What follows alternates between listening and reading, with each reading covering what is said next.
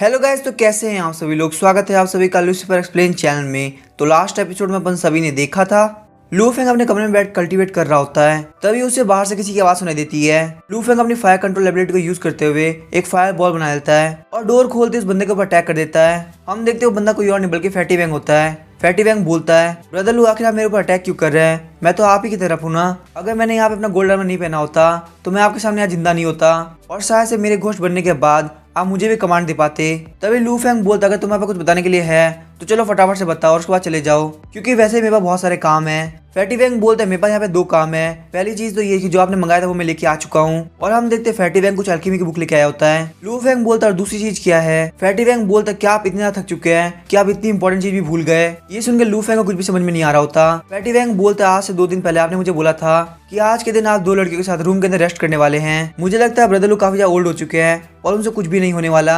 शायद से यही वजह कि आप वहाँ जाने की बात भी भूल गए। हम देखते लू फेंग वहाँ से काफी स्पीड से निकल जाता है और बोलता है वहाँ के लीडर ने मुझे बुलाया था और बोला था कि हम आपको एक गिफ्ट देंगे जो कि काफी ज्यादा पर्सनल होने वाला है, तो इसीलिए मुझे वहाँ पे जल्द से जल्द जाने की जरूरत है। तभी हमें लू फेंग को दिखाया जाता है जो कि लड़की के पास पहुंच गया होता है। लू फेंग बोलता है काफी ज्यादा मजा आने वाला है। उसके बाद लू फेंग उन दोनों लड़कियों को बेड पे फेंक देता है। वो लड़कियां बोलती है लू फेंग लगता है तुम काफी ज्यादा जल्दी में हो। लू फेंग बोलता है अभी तो मैंने स्टार्ट भी नहीं किया तो आखिर मैं कैसे जल्दी में होऊंगा।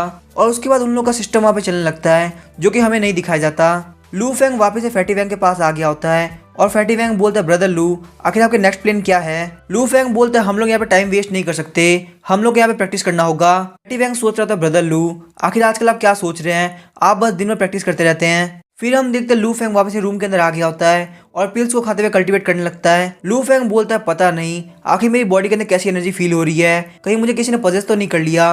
लू फेंग बोलता है कहीं ऐसा तो नहीं कि मैं भी धीरे धीरे करके एक मॉन्स्टर बनता जा रहा हूँ। फिर उसके बाद वो वापस से कल्टीवेट करना स्टार्ट कर देता है। लू फेंग के पास नोटिफिकेशन आती है, उसे बताया जाता है कि आप अपने एनर्जी गैदरिंग रियलम के 7th लेवल पे पहुंच चुके हैं। लू फेंग बोलता है मैंने कभी नहीं सोचा था कि मैं इतनी जल्दी एनर्जी गैदरिंग रियलम के फाइनल स्टेजेस में पहुंच जाऊंगा। फिर सिस्टम हमें बताता है कि एनर्जी गैदरिंग रियलम के फर्स्ट 3 स्टेजेस को अर्ली स्टेज कहा जाता है और वहीं बीच के 3 स्टेजेस को मिडिल स्टेज बोला जाता है और 7th लेवल से लेकर 9th लेवल तक फाइनल स्टेज बोला जाता है। लू फेंग बोलता है यहाँ पे ड्रैगन गॉड कंफू को प्रैक्टिस करने की वजह से मेरी फिजिक दिन पे दिन काफी अच्छी होती जा रही है। मेरे जो वाइटल एट्रीब्यूट है वो भी चेंज होते जा रहे हैं। कहीं ड्रैगन मैजिक और ब्लैक ड्रैगन इमॉर्टल बॉडी आपस में कोई रिएक्शन तो नहीं कर रहे हैं। मुझे लगता है मुझे एक बार इनको चेक करके देखना चाहिए कि आखिर यहाँ पे हो क्या रहा है। तभी हम देखते हैं लू फेंग के पास में पूया का वही प्लांट उठते हुए आता है और उन प्लांट्स के थ्रू लू फेंग के लिए पूया ने एक मैसेज भेजा होता है। उसने बोला होता कि मैं यहाँ पे 10 मील दूर खुली हवाओं के अंदर तुम्हारा वेट कर रहा हूँ। लू फेंग बोला तुम बिल्कुल भी टेंशन मत लो, तुम्हारे पापा वहाँ पहुंच रहे हैं। वही हमें माउंटेन्स के बीच का सीन दिखाया जाता है जहाँ पे पूया और लू फेंग का वेट कर रहा होता है। लू फेंग पूया को बोलता है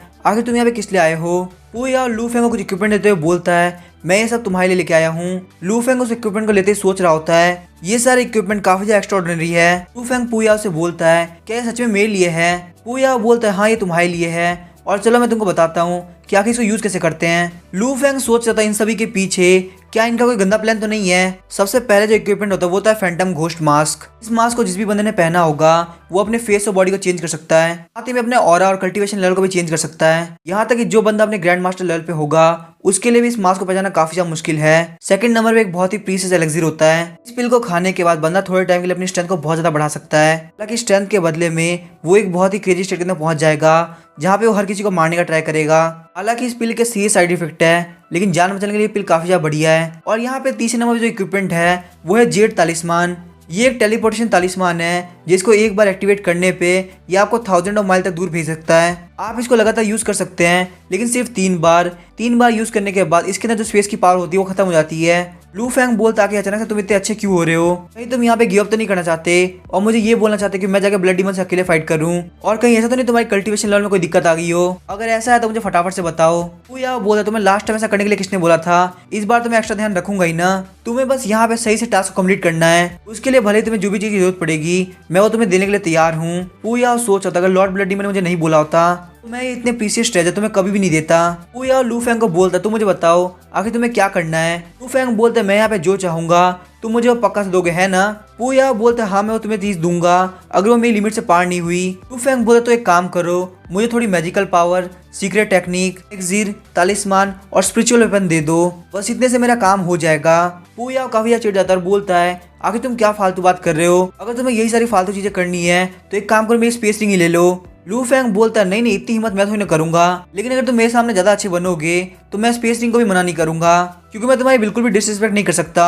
पूया वहाँ जाने लगता है। लू फेंग बोलता है पूया आखिर तुम क्या कर रहे हो, मैं तो तुमसे यहाँ पे इतने गिफ्ट ही नहीं मांगे, अगर तुम मुझे थोड़े बहुत गिफ्ट दे दोगे तो आखिर तुम्हारा क्या बिगड़ जाएगा। फिर लू फेंग वहाँ पे घूम जाता है और बोलता है पूया तुम बस मेरा वेट करो, मुझे यहाँ पे गारंटी के मिशन के दिन में सो जाऊंगा, क्योंकि वैसे मुझे काफी ज्यादा नींद आती है।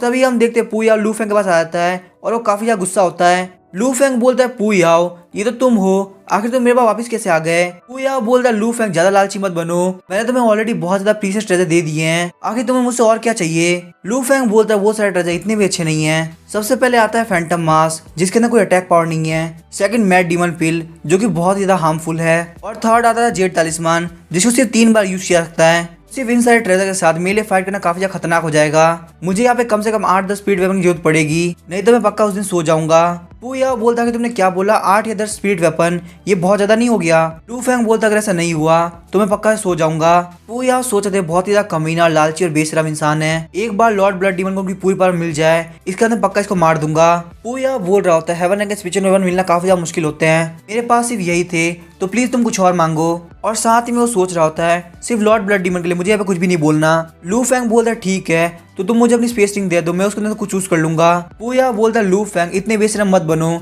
ये काफी ज्यादा हो रहा है। लू फेंग बोलता है ठीक है तो फिर मैं उस दिन सो जाऊंगा। पूया बोलता है ठीक है मैं तुम्हें स्पेस रिंग दे रहा हूँ, लेकिन तुम्हें मेरी एक बात माननी होगी। लू फेंग बोलता है अगर वो रिक्वेस्ट मानने वाली होगी तो मैं पक्का से मान जाऊंगा।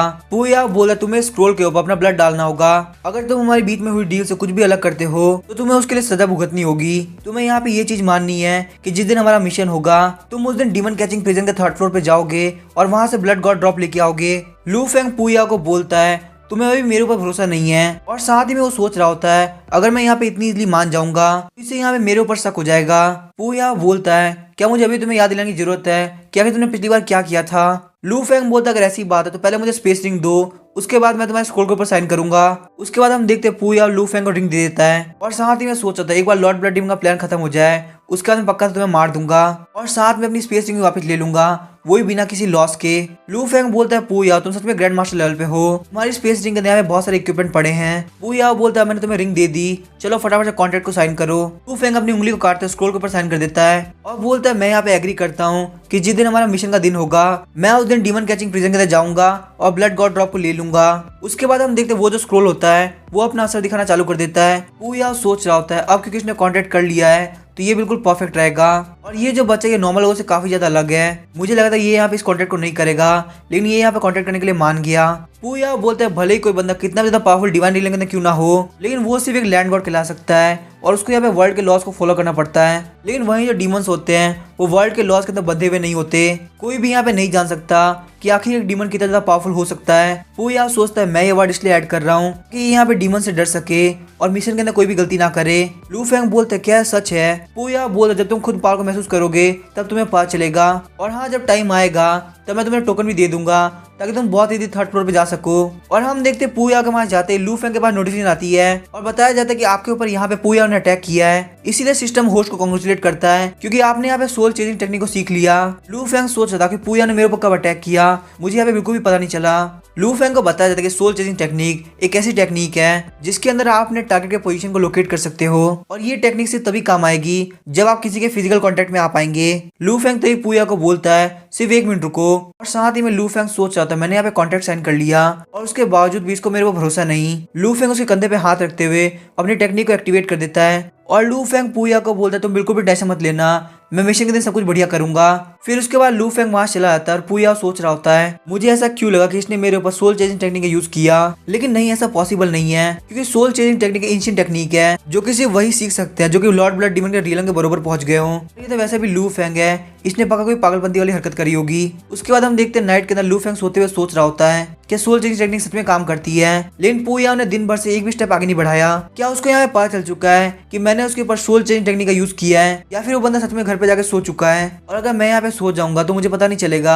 कि आखिर वो मुझसे क्या झूठ बोल रहा है। और मुझे यहाँ पे लग रहा है कि शायद से वो अभी भी लॉर्ड ब्लड डीमन से मिला हुआ है। अगर ये टेक्निक काम करेगी तो मैं ऐसा झूठ पकड़ भी सकता हूँ। मुझे लगता है मुझे यहाँ पे बिल्कुल भी वेट नहीं करना चाहिए और जाके पूजा का पीछा करना चाहिए, क्योंकि अगर वो मुझसे झूठ बोल रहा है तो लोग मेरे खिलाफ कोई ना कोई प्लान बना रहे हैं। अगर वो दोनों यहाँ पे मिले हुए हैं तो मेरा भी गेम खेलना काफी ज्यादा जरूरी है। लेकिन अभी के लिए मैं पहले ब्लड गॉड ड्रॉप को एब्जॉर्ब करूंगा और उसके बाद कहीं जाऊंगा। फिर हमें 3 दिन बाद का सीन दिखाया जाता है। लू फेंग लेटा हुआ होता है और तभी उसके पास पुयाओ का मैसेज आता है। पुयाओ ने उसको बोला था कि लू फेंग एक्शन का टाइम आ चुका है, तुम्हें यहाँ पे सोना बंद कर देना चाहिए, ये तुम्हारे लिए एक टोकन है, सोना बंद करो, जाओ फटाफट से वहां पे जाओ। लू फेंग बोलता है ये बात ये लगातार क्यों बोल रहा है। उसके बाद हम देखते हैं लू फेंग डीमन कैचिंग प्रिजन के 3rd फ्लोर तो पहुंच गया होता है और साथ ही में सोच था मुझे समझ में आया आगे 3rd फ्लोर में कोई गार्ड क्यों नहीं है, क्योंकि अगर इस फ्लोर में कोई बंदा घुस जाता है तो वो यहाँ के ऑपरेसिव ऑरा से ही मर जाएगा।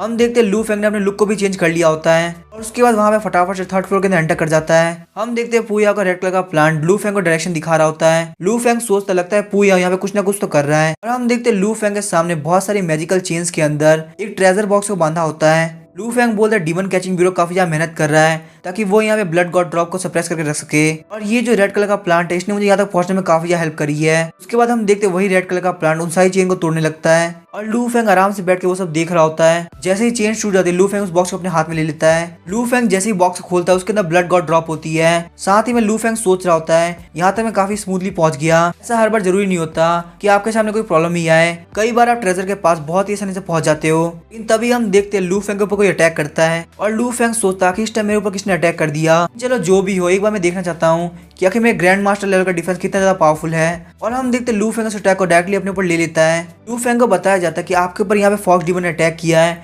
इसीलिए आपके डिफेंस को प्लस 100 पॉइंट से इंक्रीज किया जाता है। लू फेंग बोलते हैं ग्रैंड मास्टर लेवल का डिफेंस सिर्फ 100 पॉइंट को ऐड कर पा रहा है, ये तो काफी ज्यादा वीक है। लेकिन तभी लू फेंग काफी ज्यादा शॉक हो जाता है, बोलता है आखिर यहाँ पे क्या हो रहा है, मेरे ऊपर एक डीमन ने अटैक क्यों किया, मुझे लगता है यहाँ पे कोई डीमन स्लेयर आया है। इसका मतलब ये तो नहीं कि डीमन कैचिंग प्रिजन से डीमन भाग रहे हैं। और तभी लू फेंग जो पीछे की तरफ घूमता था वो देखता है कि उसके सामने एक फॉक्स डीमन है। लू फेंग सोचता है इसका फेस तो काफी अच्छा है। वहीं पे वो फॉक्स डीमन सोच रही होती है ये बंदा तो बहुत ज्यादा हैंडसम है, मैंने इस जैसा बंदा इस वर्ल्ड के अंदर अभी तक नहीं देखा। लू फेंग सोच रहा था पक्का है मेरा फेस इसलिए देख रही है क्योंकि मैं यहाँ पे काफी ज्यादा हैंडसम लग रहा हूँ, इसमें फैंटम मास्क की वजह से मेरा फेस और भी ज्यादा अच्छा हो चुका है। लू फेंग सोचता लगता है इस फॉक्स डीमन को मेरे अंदर इंटरेस्ट है तो इसका यहाँ पे मेरे साथ रहना काफी ज्यादा बढ़िया रहेगा। लेकिन तभी लू फेंग को वहाँ पे वही शैडो मास्टर दिखता है और लू फेंग बोलते तो वही शैडो मास्टर है जो कि मास्टर ली के पास छुपा हुआ था। मुझे लगा था मास्टर ली डीमन कैचिंग ब्यूरो के लिए काफी ज्यादा लॉयल है, लेकिन मुझे यहाँ पे नहीं लगा था कि वो अपने पावर का फायदा उठा रहे हैं। मुझे लगता है मेरे पास एक और अपॉर्चुनिटी है जहाँ मैं बहुत सारे पैसे कमा सकता हूँ। उसके बाद लू फेंग बहुत जोरों से हंसने लगता है। फॉक्स डीमन बोलता है कि तुम हो कौन और तुम्हारी हिम्मत कैसे हुई डीमन कैचिंग प्रिजन के अंदर घुसने की। लू फेंग बोलता है मैं यहाँ पे डीमन कैचिंग प्रिजन के अंदर घुस गया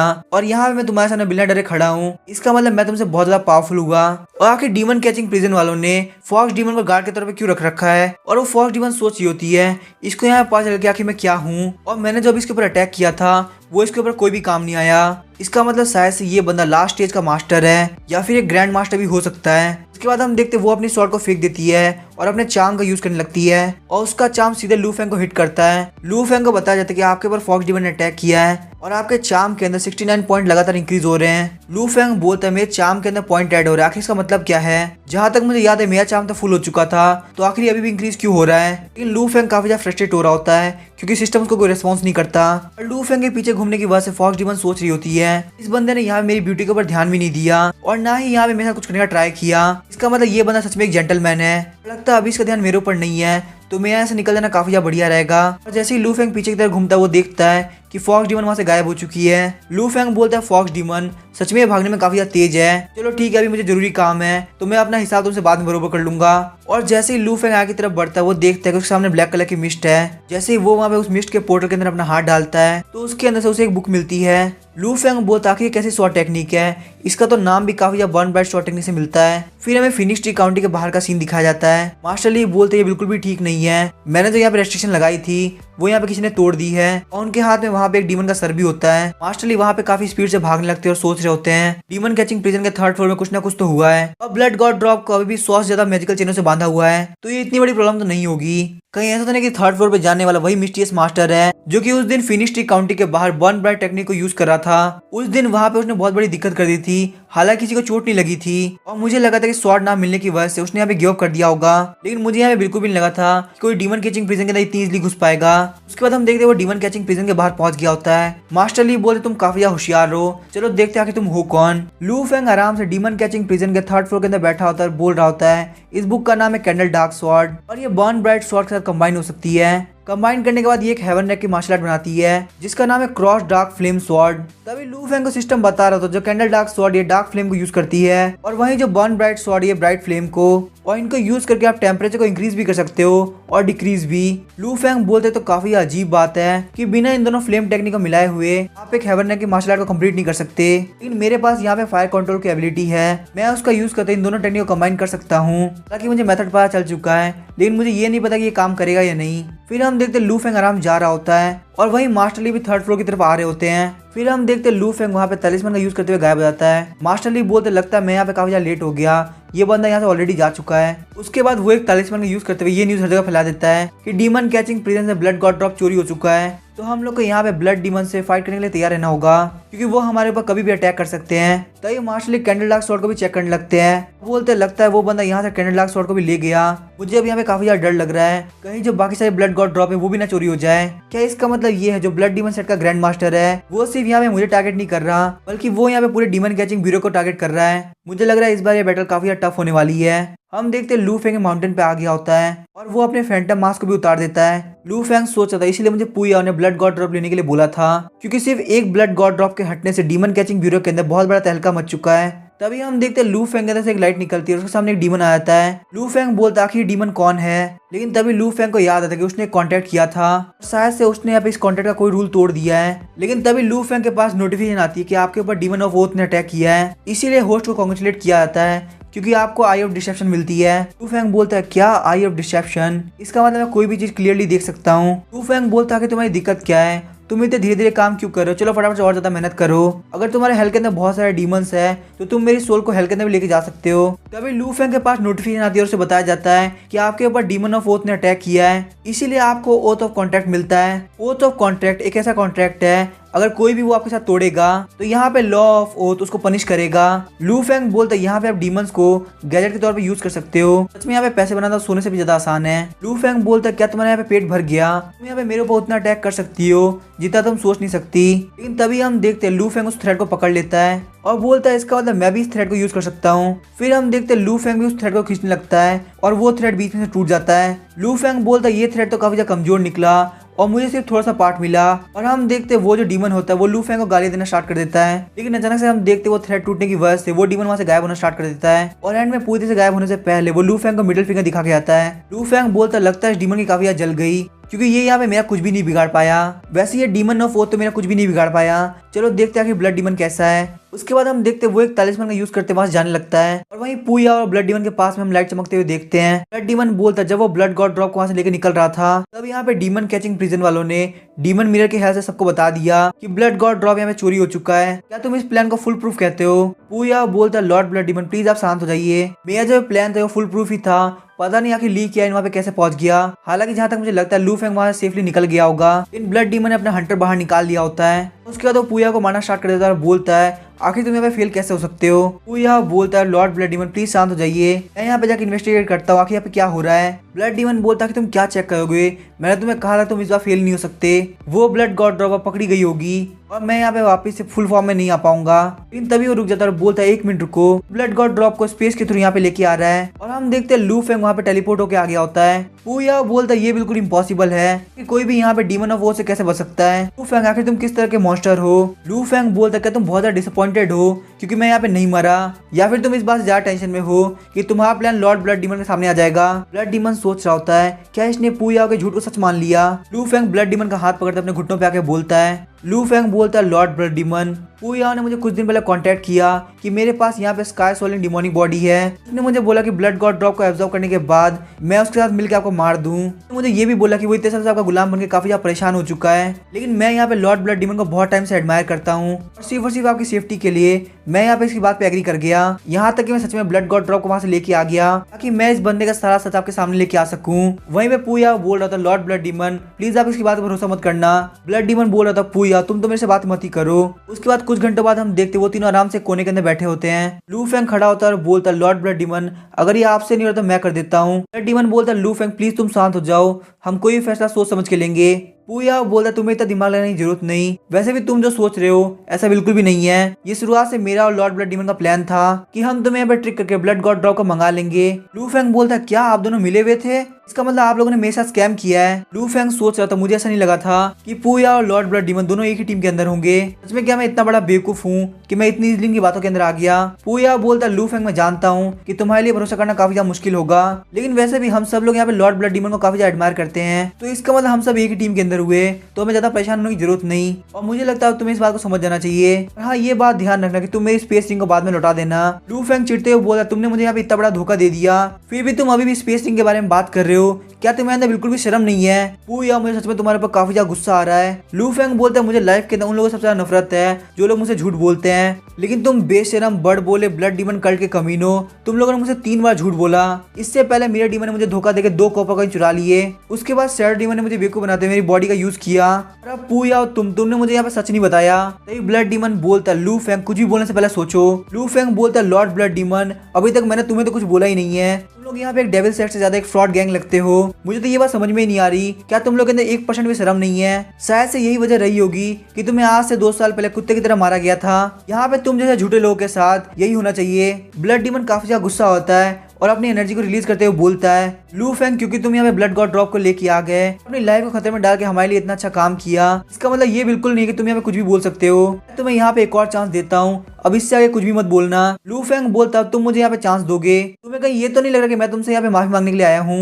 मैं तो बस यहाँ पे एरोगेंट ब्लड डीमन को देखने के लिए आया था जो कि बहुत ज्यादा पावरफुल हुआ करता था, लेकिन यहाँ पे आने के बाद मुझे एक बहुत ही ओल्ड कुत्ता दिख रहा है कि एक केव के अंदर छुपा हुआ है और यहाँ पे लोगों से झूठ बोल रहा है। हम देखते हैं लॉर्ड ब्लड डीमन काफी ज्यादा गुस्सा होता है और लू फेंग के ऊपर अटैक करने वाला होता है, लेकिन हम देखते हैं लॉर्ड ब्लड डीमन के उस अटैक को पू याओ ने अपने ऊपर ले लिया होता है। पू याओ बोलता है लॉर्ड ब्लड डीमन हम लू फेंग को अभी नहीं मार सकते, आपको ये बात तो पता है कि उसके पास स्काई सोलिंग डिमोनिक बॉडी है जो कि आपकी गॉड बनने में हेल्प करेगी। हम देखते हैं पू याओ को खून की उल्टी होने लगती है। पू याओ बोलता है लू फेंग तुम्हें मुझे थैंक यू बोलने की जरूरत नहीं। लू फेंग पू याओ को एक फटका देता है और दूर गिरा देता है। पू याओ बोलते मैंने तुम्हारी लाइफ बचाई और फिर भी तुम मुझे मार रहे हो। हम देखते हैं पू याओ काफी ज्यादा चिढ़ गया होता है। लू फेंग को बोलता है अब चाहे जो भी हो जाए मैं तुम्हें मार के रहूंगा, लेकिन वो जैसे ही लू फेंग पर अटैक करने वाला होता है ब्लड डीमन उसके ऊपर अटैक कर देता है, जिस वजह से पू याओ सीधे केव के अंदर घुस गया होता है। ब्लड डीमन बोलता है पू याओ तुम्हें यहाँ पे शांत होना होगा, हम यहाँ पे इसे मार नहीं सकते, मुझे इसकी बॉडी लेनी है। मैं पहले से मान चुका कि इसकी बॉडी मेरी बॉडी है, तो अगर तुम इसके ऊपर अटैक करोगे इसका मतलब तुम मेरे ऊपर अटैक कर रहे हो। यहाँ पे कभी भी इसके ऊपर अटैक करने के बारे में मत सोचना। पू याओ बोलता है लॉर्ड ब्लड डीमन मैं समझ गया, मैं ऐसा कभी भी नहीं करूंगा।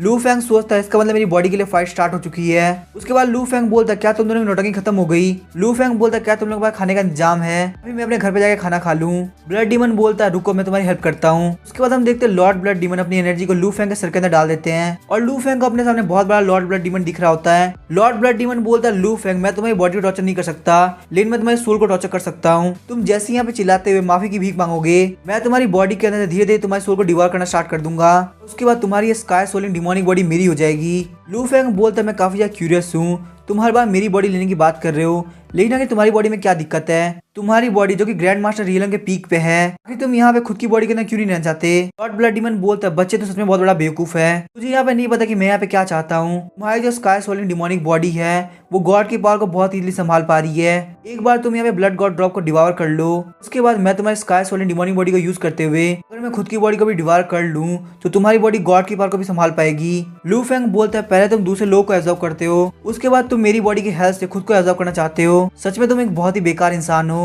लॉर्ड ब्लड डीमन अपना हंटर बाहर निकालता है और बोलता है आखिर तुम्हारी हिम्मत कैसे मुझे डिसरिस्पेक्ट करने की, वो भी तब जबकि तुम मरने वाले हो। लगता है यहाँ पे तुम तब तक रोना चाहते हो जब तक तुम कॉफी के अंदर नहीं चले आते, लेकिन तभी हम देखते लॉर्ड ब्लड डीमन काफी ज्यादा शॉक हो गया होता है। लॉर्ड ब्लड डीमन बोलता है कि यहाँ पे हो क्या रहा है, मेरी बॉडी और सोल का कनेक्शन टूट कैसे गया। लू फेंग सिस्टम से पूछता है सिस्टम क्या तुमने कुछ किया है। सिस्टम बोलता नहीं मैंने कुछ नहीं किया। लू फेंग बोलता है तुम बाहर जाके देखोगे तब तुम्हें पता चलेगा कि क्या हुआ है। लॉर्ड ब्लड डीमन बोलता है हाँ मैं बाहर जाके देखता हूँ। जब वो लोग बाहर की तरफ आते हैं तो लॉर्ड ब्लड डीमन बोलता है पूया आखिर तुम क्या कर रहे हो। पूया बोलता है जैसे कि तुम देख सकते हो यहाँ पे लॉर्ड पू ब्लड डीमन को डिवार कर रहा है। लॉर्ड ब्लड डीमन उसको अटैक करने के लिए आगे बढ़ता है और बोलता है आखिर तुम्हारी हिम्मत कैसे मुझे धोखा देने की। लू फेंग बोलता है ये तो बिल्कुल इम्पॉसिबल है आखिर यहाँ पे हो क्या रहा है। और हम देखते हैं लॉर्ड ब्लड डीमन जैसे पूया के ऊपर अटैक करते हैं पूया के सामने एक शील्ड आती है। उस शील्ड से टकरा के लॉर्ड ब्लड डीमन पीछे की तरफ गिर जाते हैं। लॉर्ड ब्लड डीमन काफी ज्यादा शॉक होता है और बोलता है आखिर ये कैसे हो सकता है ये तो 36 heavenly evil transforming and soul seizing formation है। पूया बोलता लगता है तुम्हारे पास अभी थोड़ा बहुत दिमाग बाकी है। लॉर्ड ब्लड डीमन बोलता है एक बार मुझे इस फॉर्मेशन की आई मिल जाए उसके बाद मैं उसको डिस्ट्रॉय करके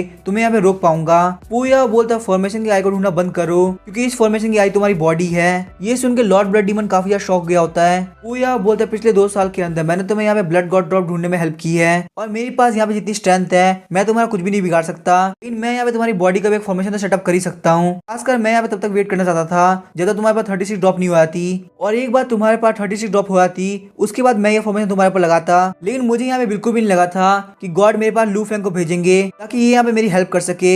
जब तुमने अपनी सोल को बाहर निकाल के लू फेंग को कैप्चर करने का ट्राई किया वो एकदम बेस्ट टाइम था जब तुम्हारी बॉडी के ऊपर तुम्हारा कंट्रोल नहीं था और यहाँ पे मुझे काफी अच्छी अपॉर्चुनिटी मिल गई। लॉर्ड ब्लड डीमन बोलता है पूयाओ मैंने हमेशा तुम्हारे साथ अच्छा किया है तो आखिर तुम मेरे साथ ये क्यों कर रहे हो। लू फेंग बोलते तो बहुत सिंपल सी बात है पूया यहाँ पे खुद गॉड बनना चाहता है। पूया बोलता है कि तुम्हें क्या लगता है मैंने पहले तुम्हारे सामने सरेंडर क्यों किया था सिर्फ इसीलिए क्योंकि तुम मेरे से ज्यादा स्ट्रॉन्ग थे। तुमने उस वक्त मेरी स्ट्रेंथ को देखते हुए मेरे को सरेंडर करा दिया लेकिन सिर्फ तुम ही नहीं थे जिसने किसी की स्ट्रेंथ को देखा था। मैंने भी उस वक्त तुम्हारी स्ट्रेंथ को देखा था मुझे फील हुआ कि मुझे भी तुम्हारी पावर चाहिए। लॉर्ड ब्लड डीमन बोलता है अगर हम दोनों के बीच में स्ट्रेंथ को लेकर कॉन्फ्लिक्ट होगा तो तुम्हारी फाउंडेशन को काफी ज्यादा अनस्टेबल कर देगा और तुम्हारे लिए गॉड बनना बिल्कुल इम्पॉसिबल है। पूया बोलता है लॉर्ड ब्लड डीमन मुझे लगता है आपको कोई गलतफहमी है मेरी बॉडी यहाँ पे सिर्फ डांडेलियन प्लांट से नहीं बनी हुई बल्कि ये जो डांडेलियन प्लांट है ये मेरी बॉडी को स्टेबल करने में हेल्प करेगा। लॉर्ड ब्लड डीमन बोलता है इसका मतलब तुम्हारा जो लेजेंडरी वैम्पायर डांडेलियन प्लांट है ये हमें ब्लड को एब्जॉर्ब करता है। पूया बोलता है हाँ आपका ब्लड मेरे लिए सबसे ज्यादा फायदेमंद है आज से 2 साल पहले मैं ही था इसकी वजह से आपकी वो हालत हुई थी।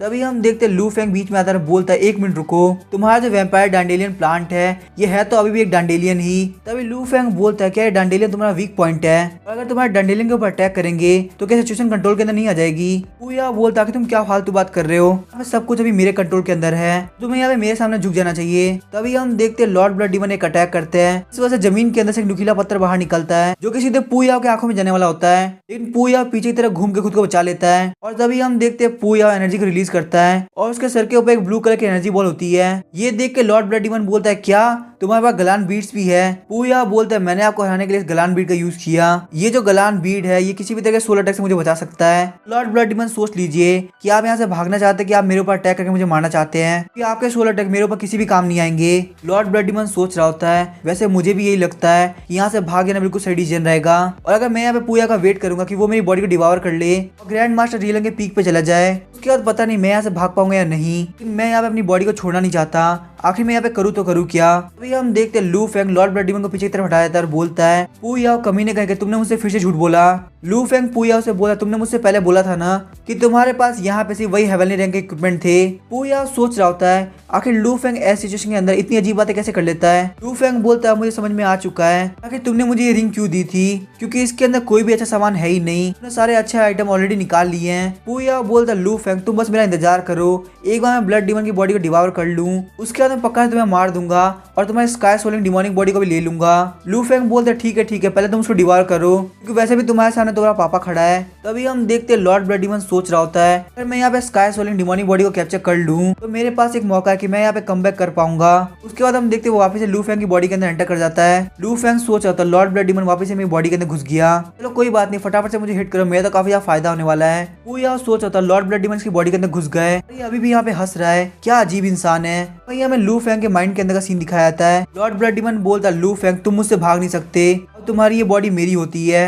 हम देखते वो वहाँ पे लू फेंग की सोल को खा जाता है। लू फेंग अंदर चिल्लाते हुए बोलता कमीने करके तू मुझे खा गया मैं तुझे यहाँ पे बिल्कुल भी नहीं छोड़ने वाला। तभी लू फेंग के पास में नोटिफिकेशन आती है और उसे बताया जाता है कि आपके ऊपर ब्लड डीमन ने अटैक किया है इसीलिए आपकी सोल पावर लगातार 10,000 पॉइंट से इंक्रीज हो रही है। हम देखते लू फेंग की सोल पावर बढ़ते बढ़ते ग्रैंड मास्टर लेवल के भी पीक पे पहुंच गई होती है। उसके बाद लू फेंग अपनी सोल पावर के ग्रैंड मास्टर लेवल के पीक को भी ब्रेक थ्रू कर लेता है और लू फेंग की बॉडी से काफी ज्यादा एनर्जी रिलीज होने लगती है। लॉर्ड ब्लड डीमन बोल रहा होता है आखिर मेरी सोल गायब क्यों हो रही है, फिर लू फेंग की सोल यहाँ पे मेरे से ज्यादा पावरफुल कैसे हो सकती है। लू फेंग को बताया जाता है कि होस्ट अपनी सोल पावर की लिमिट पहुंच चुका है, इसीलिए सिस्टम होस्ट को कंग्रेचुलेट करना चाहेगा क्योंकि उसे यहाँ पे सोल का फीचर मिल रहा है जो कि है seeing God and not being bad. लू फेंग बोलता है क्योंकि अब ब्लड डीमन खत्म हो चुका है तो यहाँ पे सिर्फ पू याओ बचता है। लू फेंग जैसे अपनी आंखें खोलता है पू याओ बोलता है लॉर्ड ब्लड डीमन अब आपको यहाँ से निकल जाना चाहिए। ऐसा तो नहीं कि आप अपनी बॉडी से लगाव को नहीं छोड़ पा रहे, इसीलिए आप यहाँ पे बाद में मेरे ऊपर अटैक करके मुझे मार देंगे। तभी लू फेंग बोलता है लॉर्ड ब्लड डीमन मर चुका है, अब यहाँ पे सिर्फ लू फेंग है। पू याओ बोलता है लॉर्ड ब्लड डीमन आखिर आप मेरे से कैसा मजाक कर रहे हैं, आपको यहाँ पे क्या लगता है अगर आप लू फेंग होने की एक्टिंग करेंगे तो मैं यहाँ पे आपको नहीं मारूंगा। तभी लू फेंग बोलता है पू याओ मैं तुम्हारा अंकल हूँ, तुम्हारा लॉर्ड ब्लड डीमन मारा जा चुका है, सिर्फ और सिर्फ तुम्हारा अंकल लू फेंग जिंदा है। अब मैं यहाँ पे तुम्हारे साथ अपना हिसाब बरोबर करने वाला हूँ, तुमने मुझसे यहाँ पे बहुत बड़ा झूठ बोला है इसीलिए तुम आज यहाँ पे मारे जाओगे। पू याओ बोलता तुम अभी तक मारे नहीं गए, आखिर से कैसे पॉसिबल है। लू फेंग बोलता फटाफट से लॉर्ड ब्लड डीमन को डिवावर करो क्योंकि मुझे इसके बाद तुम्हें मार के यहाँ से जाना भी है। पू याओ सोच रहा होता लू फेंग की बॉडी के अंदर जो सोल है वो यहाँ पे लॉर्ड ब्लड डीमन की नहीं है, वो पक्का से लू फेंग ही है। लेकिन लू फेंग ने यहाँ पे लॉर्ड ब्लड डीमन को मार दिया, आखिर ये कैसे पॉसिबल हो सकता है। ऐसा तो नहीं कि लू फेंग के पास अभी भी कोई मैजिक वेपन हो इसको यूज करते वो यहाँ पे लॉर्ड ब्लड डीमन को भी मार सके। लू फेंग आजकल यहाँ पे इतनी अच्छी तरह से बिहेव कर रहा था कि मुझे लगा सच में ये वीक है और मैं यहाँ पे इसके खिलाफ कुछ सोचना ही भूल गया। पू याओ बोलता लू फेंग तुम मेरे किसी भी काम के नहीं रहे, मैं तुम्हें यहाँ पे चांस देता तुम यहाँ से भाग जाओ, अगर मैंने यहाँ पे एक बार लॉर्ड ब्लड डीमन को डिवावर कर लिया उसके बाद तुम्हारा टर्न होगा। लू फेंग बोलता पू याओ तुम अपने अंकल को धमकी दे रहे हो और साथ ही में तुमने यहाँ पे अपने अंकल से 3 बार झूठ भी बोला, अगर यहाँ पे आज तुम्हारे अंकल ने तुम्हें नहीं मारा तो आखिर उनका सरनेम लू कैसे रहेगा। मैं यहाँ पे मार्शल एथिक को समझता हूँ इसीलिए मैं ऐसा कोई भी काम नहीं करूंगा जिससे दूसरे लोग डेंजर के अंदर आए। मैं तुम्हें यहाँ पे डिवावर करने के लिए पूरा मौका देता हूँ, उसके बाद मैं तुम्हें यहाँ पे खत्म कर दूंगा। फिर लू फेंग बोलता है पू याओ मुझे एक बात बताओ आखिर तुम लोगों में से कितने डीमन जनरल बच पाए। पू याओ बोलता जो पहले 3 डीमन जनरल थे सिर्फ वही बच पाए थे। लू फेंग बोलता मुझे काफी एक्साइटमेंट हो रही है, यहाँ पे 7 डीमन जनरल जिंदा होते तो काफी ज्यादा मजा आता। वैसे हमको तो यहाँ पे सेलिब्रेट करना चाहिए क्योंकि तुम ब्लड डीमन सेट के बॉस बन चुके हो, तुम एक काम क्यों नहीं करते शैडो डीमन को यहाँ पे बुला लो और उसको बोलना कि वो पॉइजन भी साथ में लेके आए, और जो जियांग वाइन है वो काफी ज्यादा महंगी वाइन है उसको बोलना उसके अंदर पॉइजन ना मिला है। पू याओ सोच रहा था तुमने एक्सीडेंटली शैडो डीमन के क्लोन को एब्जॉर्ब कर लिया तो इसीलिए तुम खुद को काफी ज्यादा स्ट्रॉन्ग समझ रहे हो, तुम्हारी यहाँ पे हिम्मत कैसी मेरे टेरिटरी के अंदर घुस के मेरे प्लान को खराब करने का ट्राई करने की, लगता है यहाँ पे तुमने अपनी कैपेबिलिटी को काफी ज्यादा ओवर एस्टिमेट कर लिया। लू फेंग आराम से खाना खा रहा होता है और बोलता है तो आखिरकार तुम्हारा काम कंप्लीट हो गया, मैं यहाँ पे तुम्हारा वेट करते करते काफी ज्यादा थक चुका था। हम देखते हैं पू याओ अपनी एनर्जी को रिलीज करते हुए आगे बढ़ रहा होता है और बोलता है मुझे यहाँ पे नहीं पता कि तुमने कौन से तरीके से लॉर्ड ब्लड डीमन को मार दिया, लेकिन मैं ऑलरेडी अपने ग्रैंड मास्टर रियलन के पीक पे पहुंच चुका हूँ तो तुम मुझे नहीं मार पाओगे। ये जो मेरा लेवल है ये ब्लड डीमन से भी एक लेवल हाइयर है, उसमें भी मैं एक डिफरेंट स्पीसीज से बिलोंग करता हूँ जो कि हेवन एंड अर्थ से आई है, तो इसीलिए मेरे सेम रियल में होने के बावजूद मैं लोगों से ज्यादा स्ट्रांग हूँ। क्या तुम्हें समझ में आ रहा है इसका मतलब क्या होता है। लू फेंग बोलता है इसका मतलब अगर तुम्हारे सामने वाला गॉड नहीं होगा तो वो तुम्हें बिल्कुल भी नहीं हरा सकता, तुम प्लीज ये मत बोलना कि मैं गॉड हूँ क्योंकि ये बहुत ज्यादा हो जाएगा, मैं तुम्हें बहुत इजीली हरा दूंगा, तुम टेंशन मत लो। और हाँ 1 मिनट रुक जाओ, अगर तुम्हें यहाँ पे मरना ही है तो पहले मुझे जियांग वाइन पीने दो क्योंकि वैसे भी तुम यहाँ पे बॉस बने हो तो काफी ज्यादा मजा आएगा। पू याओ बोलता है लू फेंग तुम काफी ज्यादा एरोगेंट हो, तुम्हें पता है तुम्हारे सामने मौत खड़ी है उसके बाद तुम ऐसे बिहेव कर रहे हो। हम देखते हैं वो लू फेंग के ऊपर काफी ज्यादा अटैक करता है, लू फेंग उसके अटैक को आराम से ले रहा होता है और सिस्टम लू फेंग को बताता है कि आपके ऊपर पू याओ ने अटैक किया है इसीलिए आपके डिफेंस को 50,000 पॉइंट से लगातार बढ़ाया जा रहा है। तभी लू फेंग के पास में एक और नोटिफिकेशन आती है और उसे बताया जाता है कि लू फेंग यहाँ पे अपने डिफेंस के लिमिट पे पहुंच चुका है, इसीलिए सिस्टम उसे कॉन्ग्रेचुलेट करना चाहेगा क्योंकि उसे यहाँ पे ब्लैक ड्रैगन इमॉर्टल बॉडी का इंटरमीडिएट लेवल मिल चुका है। लू फेंग काफी ज्यादा खुश होता है, बोलता है black dragon immortal body intermediate level, ये तो काफी ज्यादा बढ़िया है। तभी हम देखते हैं लू फेंग अपनी एनर्जी को रिलीज करने लगता है और क्योंकि यहाँ पे पू याओ उसके ऊपर लगातार अटैक कर रहा होता है इसी वजह से लू फेंग की physical strength grand master realm के अर्ली स्टेज पे पहुंच चुकी है। लू फेंग वहाँ पे बहुत ही मजे से हंसने लगता है। तभी हम देखते हैं वो जो केव होती है वो टूटना स्टार्ट कर देती है। लू फेंग अपनी एनर्जी को रिलीज करते फटाफट से उस केव से बाहर निकल जाता है। बाहर आके लू फेंग बोलता है पू याओ आखिर तुम कहाँ गए, चलो फाइट करते हैं। लेकिन जब वो आसपास देखता है तो उसे पू याओ नहीं दिख रहा होता। तभी हम देखते जब वो सोल चेजिंग टेक्निक का यूज करता है तो उसे पता चलता है कि पू याओ तो ऑलरेडी लू फेंग से हजारों किलोमीटर दूर जा चुका है। लू फेंग बोलता है कोई बात नहीं, मैं तुम्हें वापस से ढूंढ लूंगा, सच में आजकल डीमन से मार खाना काफी ज्यादा मुश्किल हो गया है। लेकिन पू याओ तुम बिल्कुल भी टेंशन मत लो, मैं यहाँ पे हार नहीं मानने वाला। हालांकि पू याओ भले तुम इस अंकल से ज्यादा तेज हो लेकिन मेरी सोल चेजिंग टेक्निक की हेल्प से मैं तुम्हें ढूंढ ही लूंगा। लेकिन मुझे एक बात पता है, एक बार मैं उसके पास पहुंच गया तो वापस से भागने का ट्राई करेगा और उसके बाद मेरे पास सोल चेजिंग टेक्निक को यूज करने का मौका भी नहीं रहेगा। फिर हम देखते हैं लू फेंग अपनी ऑरा को कंसील कर देता है। लू फेंग बोलता है मेरे ऑरा को कंसील करने के बाद अब जब मैं पूया के पीछे भी खड़ा रहूंगा तो भी मुझे नहीं पहचान पाएगा। और साथ ही में ये जो फैंटम मास्क है वो मेरी और ज्यादा हेल्प करेगा। पूया तुम बस मेरा वेट करो, मैं तुम्हारे पास आ रहा हूँ। फिर हम देखते हो काफी स्पीड से पूया की तरफ निकल जाता है। वही हमें पूया को दिखा जाता है जो कि काफी दूर आ गया होता है। पूया बोलते मेरी किस्मत काफी अच्छी है कि मैं बहुत तेजी से भाग पाया। सच में इस वर्ल्ड के अंदर गॉड प्रेजेंट है, लेकिन मुझे कभी नहीं लगता कि गॉड का कैरेक्टर इतना ज्यादा बेकार होगा। और वहीं पे वो प्रिटेंड करेंगे कि जैसे कि वो एक नॉर्मल इंसान है। चलो मुझे लगता है मैं उससे बच चुका हूँ, तो अब मुझे जाकर पहले ब्लड डीमन को डाइजेस्ट करना चाहिए। उसके बाद हम देखते वापस से कल्टीवेट करना स्टार्ट कर देता है। पूया बोलता है 1 मिनट को, लू फेंग के पास में सोल चेजिंग टेक्निक है, या फिर मुझे ऐसा फील इसलिए हो रहा है क्योंकि मैंने ब्लड डीमन का एब्जॉर्ब किया है, इसलिए मेरी जो ब्रेथ है वो भी अनस्टेबल हो चुकी है। मुझे लगता है मुझे एक बार वापस से ट्राई करके देखना चाहिए। फिर हम देखते वापस से कल्टीवेट करना स्टार्ट कर देता है और साथ ही में सोच रहा होता है वैसे मुझे नहीं लगता कि वो बच्चा यहाँ तक पहुंच पाएगा। और वैसे भी यहाँ पे आने में बहुत सारे बैरियर्स है जिनको पार करके आना किसी के लिए भी काफी मुश्किल है। हम देखते हैं अभी वो कल्टीवेट कर ही रहा होता है, तभी लू फेंग बिल्कुल उसके पास आ गया होता है। लू फेंग को देखो काफी डर जाता है और पीछे की तरफ हो जाता है और बोलता है कि तुम हो कौन। हम देखते हैं लू फेंग का अपीयरेंस वहाँ पे चेंज हो गया होता है। लू फेंग बोलता है पूया हमें अलग में ज्यादा टाइम नहीं हुआ, तो आखिर तुम मुझे अभी कैसे भूल सकते हो। पूया डर के मारे केव को तोड़ के भागने लगता है। लू फेंग बोलता है आखिर तुम मेरे से भाग क्यों रहे हो, एक बार मेरी बात तो सुनो, मैं तुम्हारे यहाँ पे हेल्प करने के लिए आया हूँ ताकि तुम यहाँ पे एक गॉड बन सको। लू फेंग बाहर निकलता है और देखता कि पूया यहाँ से भाग रहा है। लू फेंग बोलता अभी दिन का टाइम है, इसीलिए मैं अपनी शैडो स्टॉप टेक्निक कभी यूज नहीं कर सकता। चलो कोई बात नहीं, आज मैं वैसे भी काफी अच्छे मूड में हूँ, मैं तुम्हारे साथ यहाँ पे हाइड एंड सीक खेलने वाला हूँ। हम देखते पूया दौड़ते दौड़ते काफी दूर आ गया होता है। पूया बोलता लगता है मैं उसे बच सकता हूँ, लेकिन तभी उसे लू फेंग की आवाज आती है। लू फेंग बोलता है पूया आखिर तुम क्या बोल रहे हो, मुझे कुछ क्लियरली सुनाई नहीं दे रहा। ये देख के पूया काफी शॉक हो जाता है और आसपास देखने लगता है। तभी वो देखता है कि लू फेंग उसके पीछे आ चुका है और वो वापस से भागना स्टार्ट कर देता है। लू फेंग एक ट्री की लीफ के अंदर अपनी एनर्जी को एमिट करता है और उसके ऊपर अटैक कर देता है, जिसको पूया बहुत ही मुश्किल से डॉज करता है। और हम देखते हैं उस लीफ से जमीन भी टूट गई होती है। पूया सोचता है इसने ट्री की लीफ को एक वेपन के तौर पे यूज किया।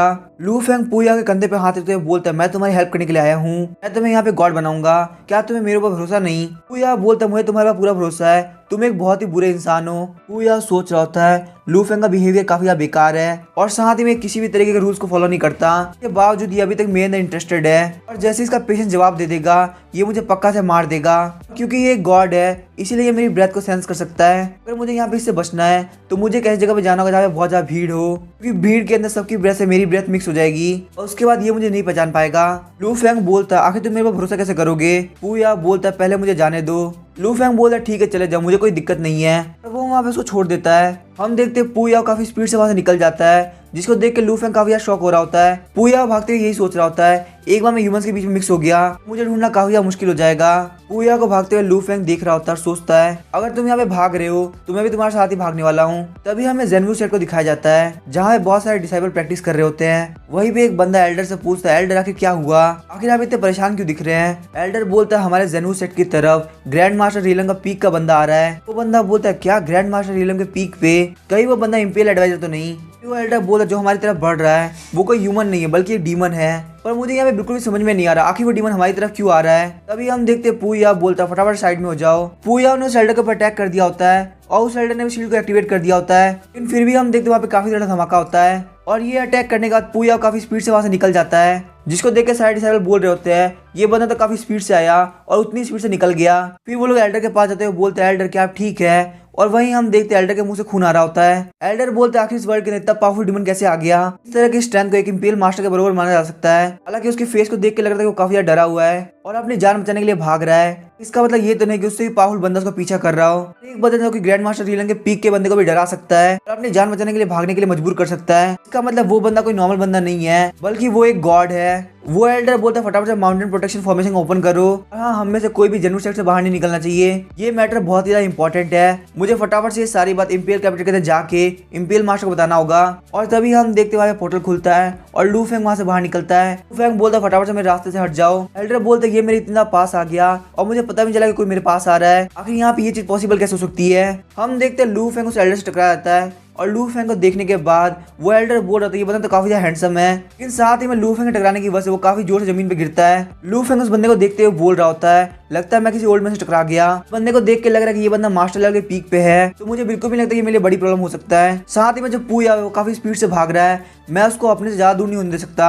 उसके बाद हम देखते हैं लू फेंग काफी स्पीड से वहां से निकलने लगता है। लू फेंग अपनी एनर्जी को रिलीज करते हुए काफी लंबी लंबी जंप लगाने लगता है और बोलता है ग्राउंड पे चलने ज्यादा तेज में हवा के अंदर चल सकता हूँ। पूया तुम बस मेरा वेट करो, मैं तुम्हारे पास आ रहा हूँ। तभी हमें माउंटेन के पास एक गार्ड को दिखाया जाता है जो कि एक इंपीरियल गार्ड लग रहा होता है। वो बोलता है यहाँ पे ग्रैंड मास्टर लेवल का पीक का बंदा आ रहा है। वो अपनी एनर्जी को रिलीज करते सीधे पूजा के सामने आता है। उसको देख के पूजा काफी ज्यादा शॉक हो गया होता है। वो बंदा पूजा को बोलता है ये एक प्रोहिबिटेड जगह है, हमारे मैजिस्ट्रेट ने मना किया कि कोई भी इसके पास से नहीं गुजर सकता, चाहे वो बंदा कितना ही पावरफुल लेवल पे क्यों ना हो। हम देखते पूजा उस गार्ड को काफी ज्यादा पंच मारता है और उसके पंच के अंदर से काफी ज्यादा फ्लेम्स भी निकल रही होती है। उस गार्ड की हालत काफी ज्यादा खराब हो गई होती है और सोच रहा होता है मेरे मैजिस्ट्रेट ने मुझे बोला था कि मैं अपनी लाइफ को खतरे में डाल के भी इस जगह को कैसे भी करके प्रोटेक्ट करूं, लेकिन अगर मैं यहाँ पे हार जाता हूँ तो इसमें मेरी कोई भी गलती नहीं है। मैंने यहाँ पे कैसे भी करके अपनी मिशन को कंप्लीट किया है। लेकिन तभी हम देखते हैं लू फेंग उस गार्ड के मुंह पे पैर रखते हुए आगे की तरफ बढ़ जाता है। लू फेंग बोलता है सॉरी प्लीज मुझे माफ कर देना।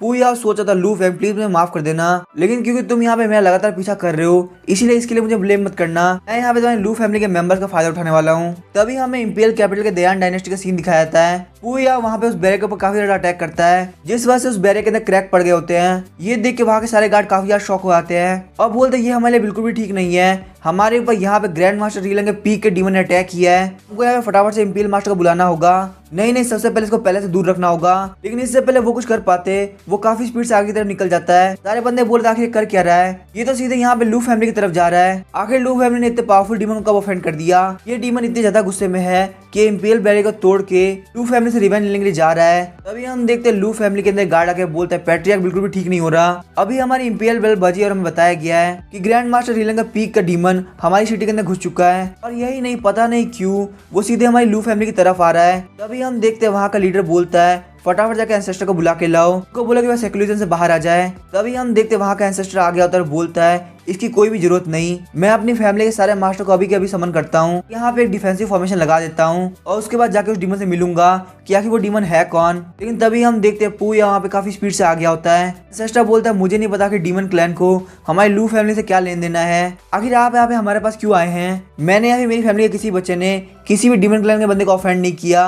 पूजा बोलता तुम मेरी बरोबरी के नहीं हो इसीलिए तुम मुझे कुछ भी नहीं बोल सकते। और हम देखते हैं उसके मुट्ठी बंद करते लू फैमिली को सांस आना बंद हो जाती है। यहाँ पे सारे लू फैमिली के बंदे नीचे गिर गए होते हैं। वहीं जो पैट्रियार्क होता है उसकी हालत काफी खराब हो गई होती है और वो बोल रहा होता है आखिर हम लोगों ने तुमको ऑफेंड कब किया। मैं यहाँ पे लू फैमिली के एंसेस्टर हूँ, मैं तुम्हें पक्का सही से आंसर दूंगा और चाहे तुम जो भी हो, लेकिन ये ग्रेट फ्लेम डायनेस्टी की इंपीरियल कैपिटल है। एम्परर के घर में आके तुमने लू फैमिली को हार्म करने का ट्राई किया है। पूजा बोलता है गॉड आखिर तुम यहाँ पे आ चुके हो, ये लिटिल डीमन तुम्हारा कब से वेट करा था। और हम देखते वहाँ पे लू फैंग आ गया होता है। वहीं पे हम देखते हैं एंसेस्टर सोच रहा होता है लगता है इस वर्ल्ड के अंदर गॉड एग्जिस्ट करता है और सच में गॉड का फेस तो काफी ज्यादा सुंदर है। मुझे यहाँ पे नहीं पता कि गॉड इतने ज्यादा हैंडसम होंगे। लू फैंग बोलता है पूजा तुमने तो मुझे बोला था कि तुम कहीं से बिलोंग नहीं करते, इसका मतलब तुमने मुझसे ये भी बात झूठ बोली थी। एंसेस्टर सोच रहे होते हैं ये गॉड तो काफी डाउन टू अर्थ है, इनके बात करने का तरीका उतना ज्यादा एरोगेंट नहीं है। एंसेस्टर बोलता है मुझे समझ में आ गया, मुझे यहाँ पे सब कुछ समझ में आ गया, सच में गॉड है, काफी कमाल की बात है। लू फैंग तभी पूजा की तरफ देखने लगता है। पूजा बोलता है गॉड जैसे कि कहा जाता है जिसको नहीं पता है कि वो क्या कर रहा है वो असलियत में गिल्टी भी नहीं होता। आपके आइडेंटिटी के बारे में बिल्कुल पता नहीं था इसीलिए मैंने आपको बहुत बार ऑफेंड कर दिया। मैं चाहूंगा कि आप मेरे ऊपर दया दिखाए और इस छोटे से डीमन को जाने दे, और अगर मैं यहाँ पे मरूंगा तो पूरी लू फैमिली को लेके मरूंगा। तभी लू फैंग बोलता है क्या तुम्हारा लू फैमिली से कोई ग्रज है या फिर तुम्हारा इनसे कोई ब्लड रिलेशन है कि तुम अपना रिवेंज मरने से पहले इनसे लेना चाहते हो। लू फैंग सोच रहा था शायद से यही वजह है कि ये मरने से पहले लू फैमिली के हाउस पे आया है। पूजा बोलता है क्योंकि लू फैमिली के साथ एक गॉड है तो मैं उसको क्या ही बिगाड़ सकता हूँ। और साथ ही मैं पूजा सोच रहा था मैंने बिल्कुल सही सोचा था, लू फैंग को यहाँ पे लू फैमिली से फर्क पड़ता है। लू फैंग सोच रहा था कि मैं लू फैमिली के साथ कब हो गया। और वहीं पे हम देखते लू फैमिली के एंसेस्टर और लीडर दोनों गले मिलकर रो रहे होते हैं और बोलते लगते हैं हमारे कोई पुराने एंसेस्टर वापस आ गए जो कि असलियत में एक गॉड है। लू फैमिली एक गॉड के डिसेंडेंट है, ये तो काफी कमाल की बात है। लीडर बोलता है मुझे बिल्कुल भी नहीं पता था कि मेरा सरनेम जो है वो एक गॉड का सरनेम है। लू फैंग सोचता है क्या मैं यहाँ पे कुछ भूल चुका हूँ या फिर जो ओरिजिनल ओनर था उसकी मेमोरी को सील कर दिया गया है। यहाँ तक मुझे लग रहा है पूजा इन सब के बारे में कुछ जानता है। पूजा बोलता है आपका सरनेम लू है, मैंने आपकी गॉड की आइडेंटिटी को पहचानने में काफी ज्यादा टाइम लगा दिया, प्लीज मुझे माफ कर दीजिए, अगर बस आप मुझे यहाँ से जाने देंगे तो मैं आपके लोगों को कुछ भी नहीं करूंगा। लू फैंग काफी ज्यादा सीरियस हो गया था और सोच रहा होता है मुझे लगा था यहाँ पे कोई बहुत बड़ा सीक्रेट छुपा हुआ है, लेकिन लगता है पूजा यहाँ पे बस लू फैंग का यूज करना चाहता है ताकि वो खुद को बचा सके। और लू फैंग की शक्ल देख के पूजा काफी ज्यादा डर गया होता है। लू फैंग बोला तुम्हारे यहाँ जाना इम्पॉसिबल है। लू फैंग बोला तुम्हें लू फैमिली के साथ जो भी करना तुम कर सकते हो, मुझे इसमें कोई प्रॉब्लम नहीं है। पूजा बोलता मुझे भरोसा नहीं हो रहा, तुम्हें अपने डिसेंडेंट से कुछ भी लेन देना नहीं है। लू फैंग बोलता है मैं यहाँ पे इनमें से किसी को भी नहीं जानता तो आखिर मुझे इनसे क्यों फर्क पड़ेगा। पूजा बोलता तुम वहाँ से आगे मत बढ़ना, नहीं तो मैंने अगर यहाँ पे एक पैर रखा तो तुम्हारी लू फैमिली का एंसेस्टर मारा जाएगा। और हम देखते जैसे ही वो अपना हाथ बंद करता है तो लू फैमिली के एंसेस्टर को एक एनर्जी से बना हुआ हाथ आके जकड़ लेता है। लू फैमिली का एंसेस्टर बोल रहा था, गॉड एंसेस्टर प्लीज हमें बचा लीजिए। पूया बोला तुम पीछे की तरफ हो जाओ, नहीं तो मैं एक बार भी इसको मारने से पहले नहीं सोचूंगा। लू फैंग सोच रहा था पूया ने अपने आसपास एक एनर्जी बैरियर बना रखा है जिसका नाम है अंडरवर्ल्ड, जिसके अंदर किसी के लिए भी एंटर करना काफी ज्यादा मुश्किल है। और लू फैंग के पीछे हटने की वजह से पूया सोच रहा होता है, लगता है ये अभी भी अपने डिसेंडेंट से प्यार करता है, मेरा यहाँ पे आने का डिसीजन बिल्कुल सही था। लू फैंग सोच रहा था ये अपने ग्रैंड मास्टर रीलन के पीक पे है और वहीं पे मैं अपने ग्रैंड मास्टर रीलन के अर्ली स्टेज पे हूँ। मुझे नहीं लगता कि मेरी सोल पावर इसके अंडरवर्ल्ड को झेल पाएगी। साथ ही में इसने मुझे बहुत गलत समझ लिया, ये मुझे यहाँ पे गॉड मान रहा है। अगर मुझे यहाँ पे बिल्कुल भी दिक्कत हुई तो मेरी यहाँ पे इज्जत खराब हो जाएगी। पूया बोलता है गॉड हमारे बीच में से थोड़ी बहुत दिक्कत चल रही है, आखिर आप उसके लिए मुझे मारना क्यों चाहते हैं? अगर आप मुझे यहाँ से जाने देंगे तो मैं आपको माफी के तौर पे बहुत सारा पैसा दूंगा। लू फेंग इस बात से काफी खुश होता है और बोलता है अगर ऐसी बात है तो आज मेरे क्लैन की वजह से मैं तुम्हें जाने देता हूँ, लेकिन तुम्हें मुझे यहाँ पे कुछ प्रॉमिस करना होगा। लू फेंग पूया को बोलता है तुम्हें यहाँ पे मेरे सामने कसम खानी होगी कि तुम ना तो किसी ह्यूमन को हार्म करोगे और ना ही इस वर्ल्ड के अंदर कोई दिक्कत लेके आओगे। अगर तुमने ऐसा किया तो चाहे तुम हेवन में हो या फिर अर्थ में, तुम्हें कोई भी नहीं बचा पाएगा। पूया बोलते क्या सच में वो चाहते हैं जो आपने भी बोला?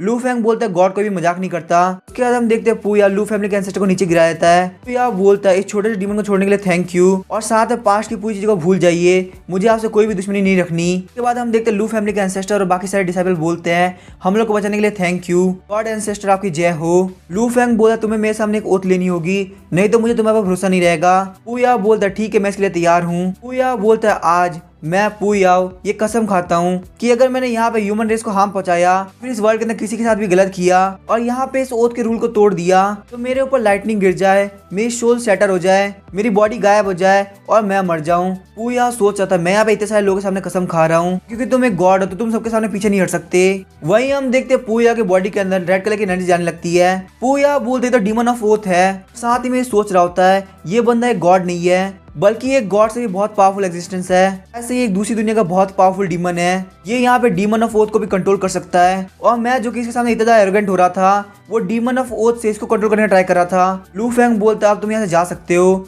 मुझे तुम्हारे पर पूरी तरह भरोसा हो गया। पूया बोलता है गॉड थैंक यू कि आपने मुझे यहाँ पे नहीं मारा, मेरी यहाँ पे जान बख्श के इतने सारा चीजें सिखाने के लिए मैं आपको कुछ देना चाहता हूँ, ये लीजिए मेरी तरफ से ये आपके लिए कुछ गिफ्ट है। और हम देखते लू फेंग गिफ्ट को लेने के बाद बोलता है आखिर तुम यहाँ पे क्या कर रहे हो? पूया बोलता है गॉड यहाँ पे अपनी बात पे रहे तो मैं भी यहाँ पे प्रॉमिस करता हूँ मैं भी अपनी ओथ कभी नहीं तोड़ूंगा। लू फेंग बोलता है चलो ठीक है मैं भी यही चाहूंगा फ्यूचर के अंदर तुम अपने माइंड को चेंज करके बहुत ही अच्छे डीमन बनो और अपने डीमन क्लैन के ऊपर प्राउड करो। तभी हम देखते हैं पूया जैसे पीछे की तरफ मुड़ता है, उसके सामने एक ओल्ड मैन आ गया होता है। वो ओल्ड मैन बोलता है पूया मुझे विश्वास नहीं हो रहा कि तुम 2 साल बाद भी जिंदा हो, क्या तुम्हें सच में लगता है कि तुम इंपीरियल सिटी के बैरियर को तोड़ के इतनी इजिली यहाँ पे घुस जाओगे, उसके बाद इतनी इजिली वहां से निकल भी जाओगे? अगर तुम ग्रैंड मास्टर रीलन के पीक पे पहुंच ही गए हो तो आखिर से क्या ही फर्क पड़ता है? पूया बोलता है सिटी कॉन्ग क्या तुम्हें लगता है तुम मुझे रोक सकते हो? तभी हम देखते हैं बहुत सारे लोग आते हैं और उन सब ने अपनी स्वॉर्ड निकाल रखी होती है। पूया सोच रहा था अगर मैंने यहाँ पे कसम नहीं खाई होती तो मैं तुम्हारे टुकड़े टुकड़े कर देता।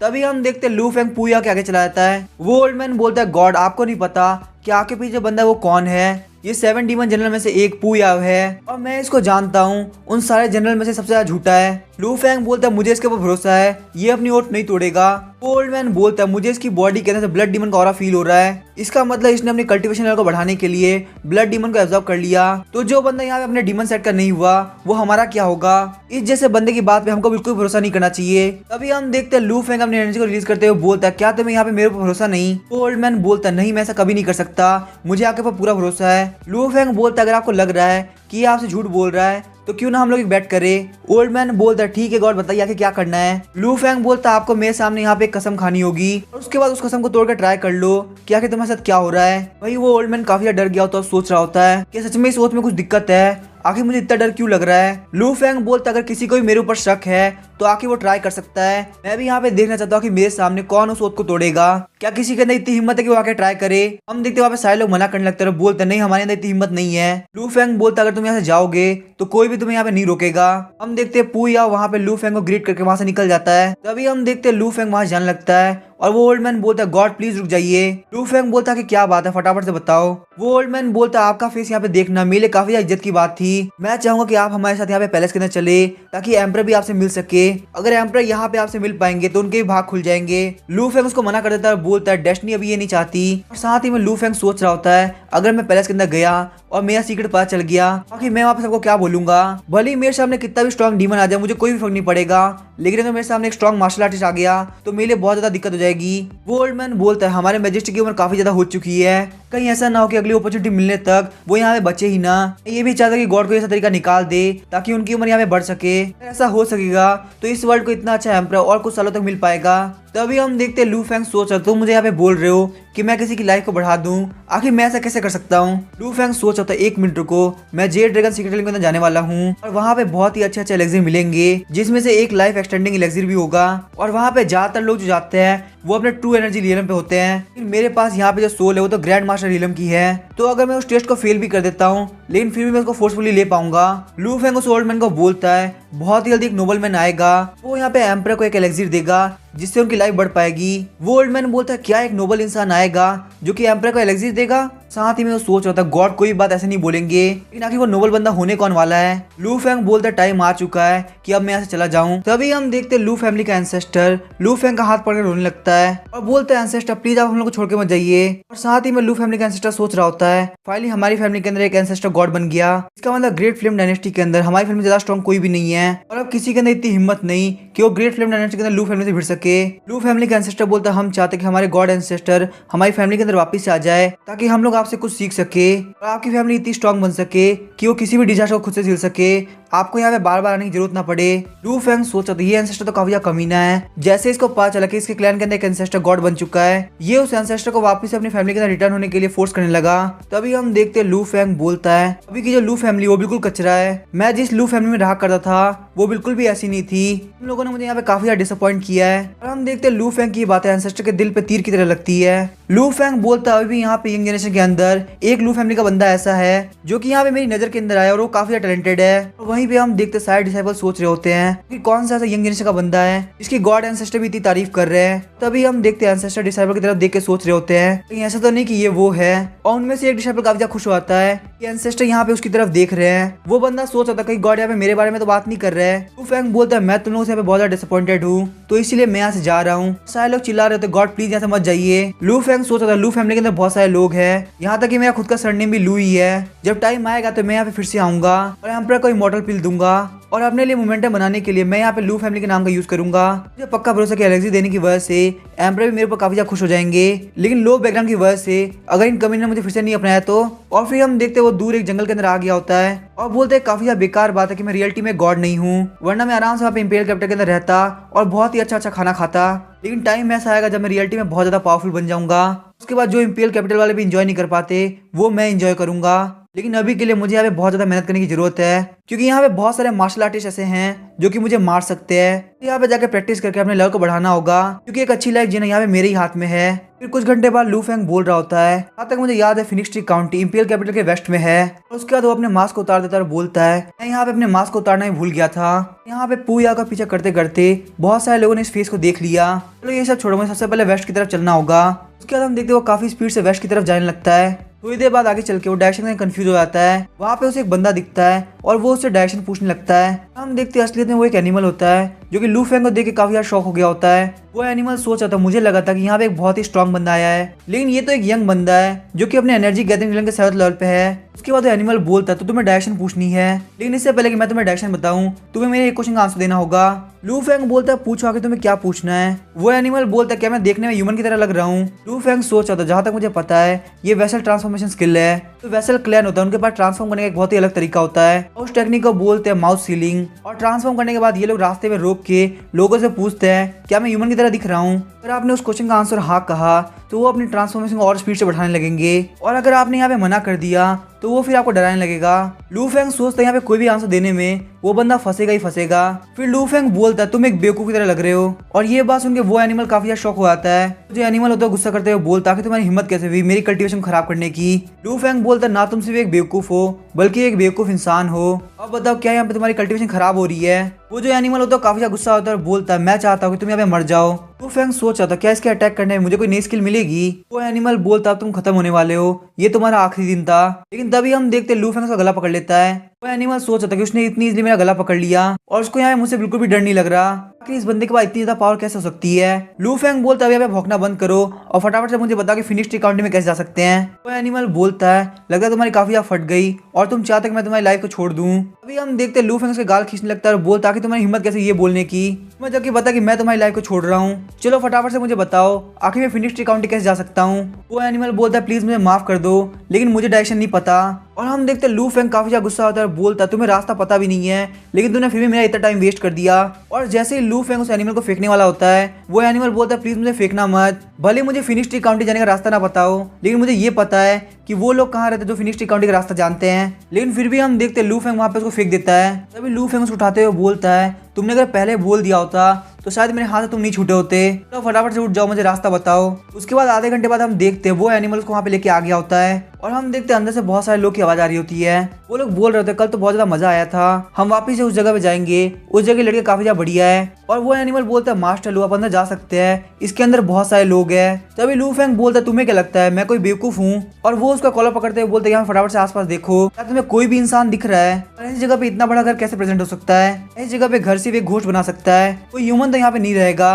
तभी वो एनिमल बोलता है 1 मिनट रुको मैं तुम्हें एक्सप्लेन करता हूँ। लेकिन हम देखते हैं लू फेंग का गला मोड़ देता है और वहां जाते हुए बोला तुम्हें मुझे ट्रिक में फंसाने की जरूरत नहीं है, वहां पे चाहे अंदर कोई भी हो मुझे किसी से भी डर नहीं लगता। उसके बाद हम देखते लू फेंग एक किक मारते उस गेट को तोड़ देता है। अंदर देखते कि वहाँ पे बहुत सारे लोग टेबल लगा के बैठे हुए हैं। लू फेंग बोलता है कि ऐसी जगह पे इतने सारे लोग कैसे हो सकते हैं। लेकिन हम देखते हैं उन सारे लोग की आंखें रेड कलर की चमक रही होती है।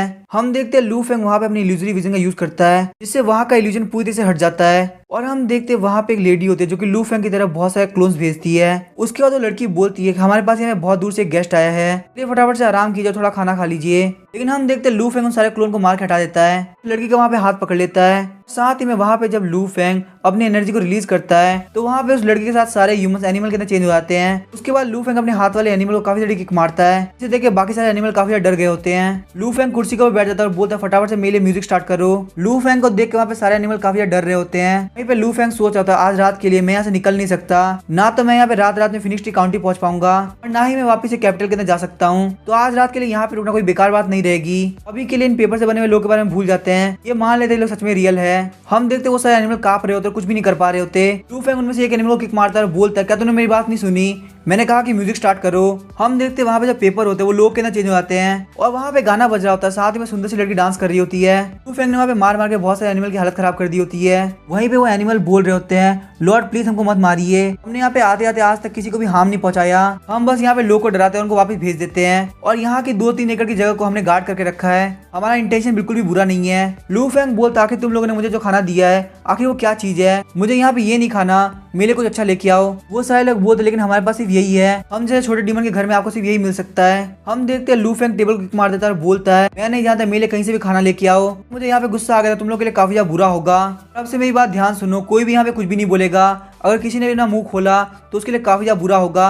तभी उनमें से एक एनिमल बोलता है लेकिन हमारे पास सिर्फ यही खाने को है। हम देखते हैं लू फेंग वहाँ पे उसको पंच मार के खत्म कर देता है और बोलता है मैंने तुमसे कहा ना कि यहाँ पे कुछ नहीं बोलोगे, चलो फटाफट से दौड़ के जाओ बाहर से मेरे लिए कुछ खाने के लिए लेके आओ, और हाँ ये बात ध्यान रखना तुम लोग यहाँ पे कुछ भी नहीं बोलोगे। हम देखते वो सारे एनिमल डर के मारे अपना मुंह बंद कर लेते हैं। लू फेंग बोलते हैं काम करो बाहर जाके हंटिंग करके लेके आओ। आधे घंटे बाद हम देखते लू फेंग के टेबल के ऊपर बहुत सारा खाना आ गया होता है और साथ ही में वहाँ पे बहुत सारी लड़कियां लू फेंग के लिए डांस कर रही होती है। लू फेंग बोलता है ये होता है मजेदार लाइफ, अब तुम लोग यहाँ पे बिल्कुल सही से काम कर रहे हो। तभी हमें फिनिश ट्री काउंटी के डीमन कैचिंग ब्यूरो का सीन दिखाया जाता है। मास्टर ली के हाथ में एक पेपर होता है जिसको देख के वो काफी ज्यादा शॉक हो रहे होते हैं। तभी हम देखते हुए फॉक्स डीमन आती है और बोलती है वो ब्लड गॉड ड्रॉप के यहाँ से चोरी होने की वजह से आपको कोई पनिशमेंट तो नहीं मिली ना।